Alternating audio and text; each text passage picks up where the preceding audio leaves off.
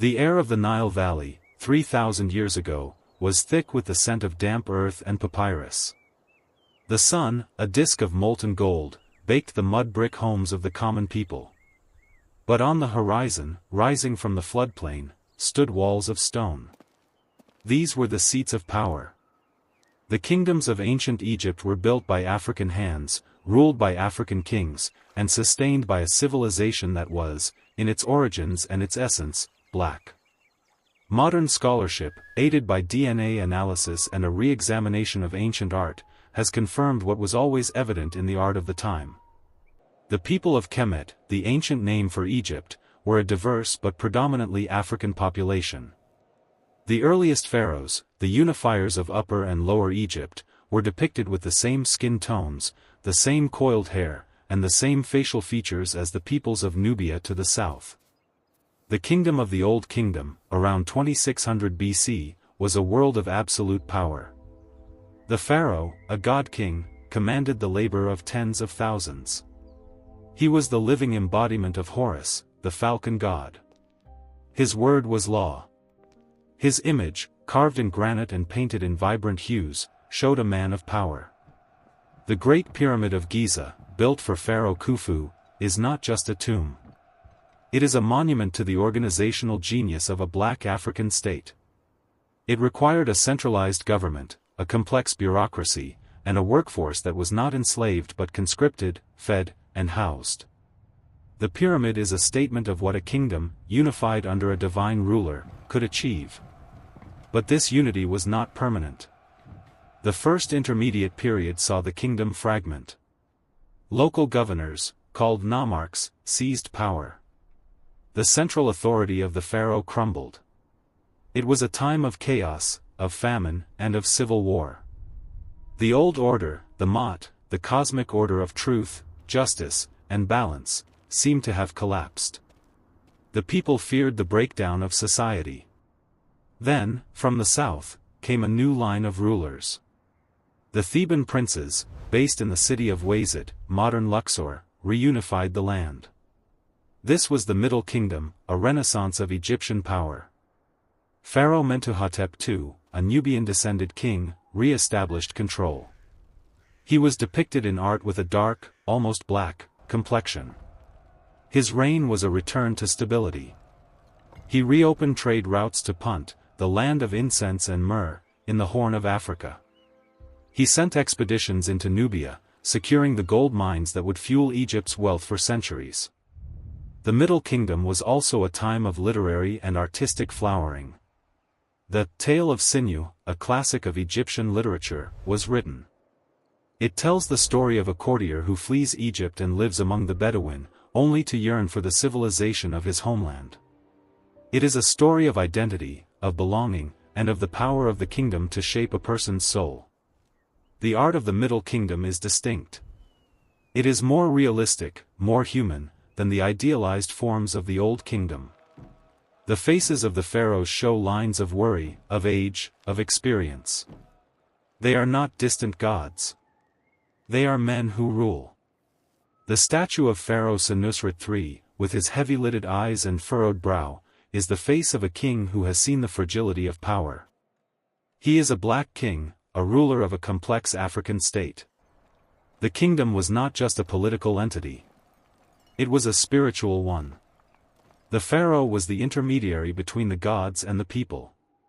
He performed the rituals that kept the sun rising and the Nile flooding. The great temples of Karnak and Luxor were not just places of worship. They were the economic engines of the state. They owned land, employed thousands of priests and artisans, and controlled vast resources. The kingdom was a system of redistribution. The harvest was collected by the pharaoh's agents, stored in granaries, and then redistributed to the people in times of scarcity. The social structure was a pyramid. At the top, the pharaoh. Below him, the vizier, the chief administrator. Then the priests, the nobles, and the scribes. Below them, the artisans, the soldiers, and the merchants. At the base, the vast majority, the farmers, the laborers, and the servants. This was not a society of equals. But it was a society of order. Every person had a place. Every person had a role. The kingdom was a machine, and every part was necessary for its function. The evidence for the blackness of these early kingdoms is overwhelming. It is not a matter of modern political correctness. It is a matter of historical fact. The ancient Egyptians themselves did not use the term black in the modern racial sense. They identified themselves by their village, their nome, their kingdom. They called their land Kemet, which means, the black land, a reference to the rich, dark soil of the Nile floodplain. They contrasted it with Dishret, the red land, the desert. Their identity was tied to the land, not to a skin color. But their art, their mummies, and their DNA all point to a population that was fundamentally African. The kingdom of the Middle Kingdom eventually declined. Another period of chaos, the Second Intermediate Period, saw the invasion of the Hyksos, a Semitic people from the Levant. They introduced the horse and the chariot to Egypt. For the first time, the kingdom was ruled by foreigners. It was a humiliation for the people of Kemet. But again, from the south, came liberation. The Theban princes, led by Pharaoh Ahmose, drove the Hyksos out of Egypt. This was the beginning of the New Kingdom, the most powerful and wealthy period of ancient Egyptian civilization. The pharaohs of the New Kingdom, like Thutmose III and Ramesses II, built an empire that stretched from the Euphrates River in Mesopotamia to the Fourth Cataract of the Nile in Nubia. They were black kings who ruled a multi-ethnic empire. The kingdom was a machine of war. The army was professionalized. The chariot, adopted from the Hyksos, became the weapon of choice. The pharaohs led their troops into battle, personally fighting in their chariots. The temple walls at Karnak are covered with reliefs of these campaigns, showing the pharaoh as a giant, smiting his enemies. The enemies are depicted as smaller, as different, as other. The pharaoh is always the same, a black African king, the embodiment of the kingdom. The New Kingdom was also a time of unprecedented wealth. The gold of Nubia flowed into the treasury. The tribute of conquered peoples filled the storehouses. The city of Thebes became the richest city in the world. The temples of Karnak and Luxor were expanded and adorned with gold, with lapis lazuli, with turquoise. The tombs in the Valley of the Kings were filled with treasures, designed to accompany the pharaoh into the afterlife. The kingdom was not just about power and wealth. It was about eternity. The entire civilization was oriented towards the afterlife. The pyramids, the tombs, the mortuary temples, the mummification process, all were designed to ensure the survival of the king's soul. The Book of the Dead, a collection of spells and rituals, was placed in the tomb to guide the pharaoh through the underworld. The kingdom was a preparation for death. And death was a journey to the stars. But what did it mean to be a black person in this kingdom?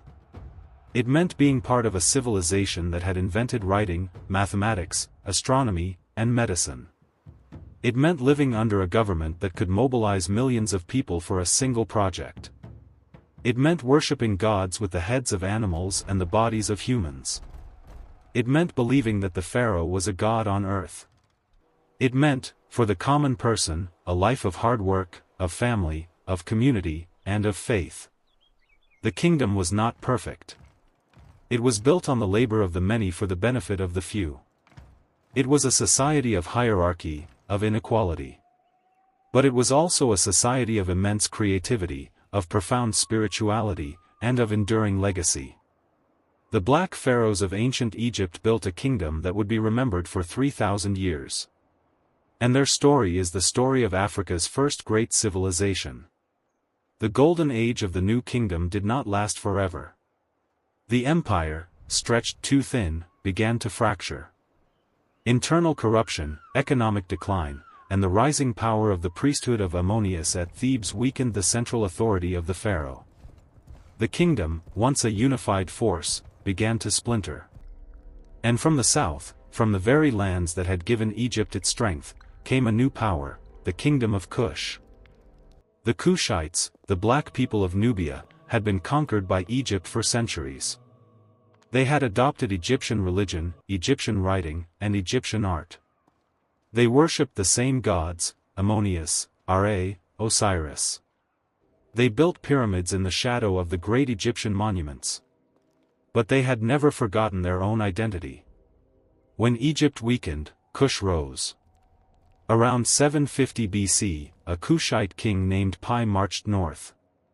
He conquered the fragmented Egyptian states and declared himself pharaoh of all Egypt.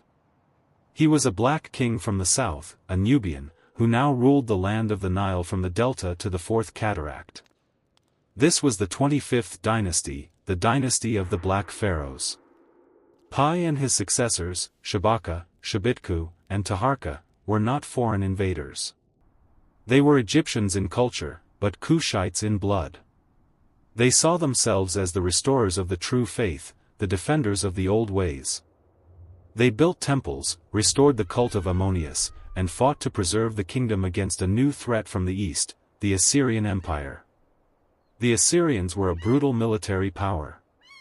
Their armies were equipped with iron weapons, siege engines, and a ruthless ideology of conquest. They had already destroyed the kingdom of Israel. Now they turned their eyes on Egypt. The Black Pharaohs fought back. Taharka, the greatest of the Kushite kings, led his armies into battle against the Assyrian Emperor Sennacherib. The Bible, in the book of 2 Kings, records the event. It says that the Assyrian army was struck down by the angel of the Lord. The historian Herodotus offers a different account, that a plague of mice gnawed the bowstrings of the Assyrian soldiers. The truth is lost to history. But the result was the same. Egypt was saved, for a time. But the Assyrians returned. Under the Emperor Esarhaddon, they invaded Egypt in force. They captured Memphis, the ancient capital. They took the family of the pharaoh hostage. Taharka fled south to his homeland of Cush. For a brief moment, the kingdom of the Black Pharaohs seemed to have fallen. Taharka's successor, Tenudaman, attempted to reclaim Egypt. He marched north, recaptured Memphis, and for a few years, the dream of a unified Nile Valley kingdom lived again. But the Assyrians returned with even greater force. They sacked Thebes, the holy city of Ammonius.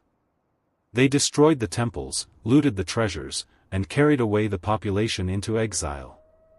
The prophet Nahum, in the Hebrew Bible, describes the destruction. Thebes is laid waste, her young women are led away into captivity.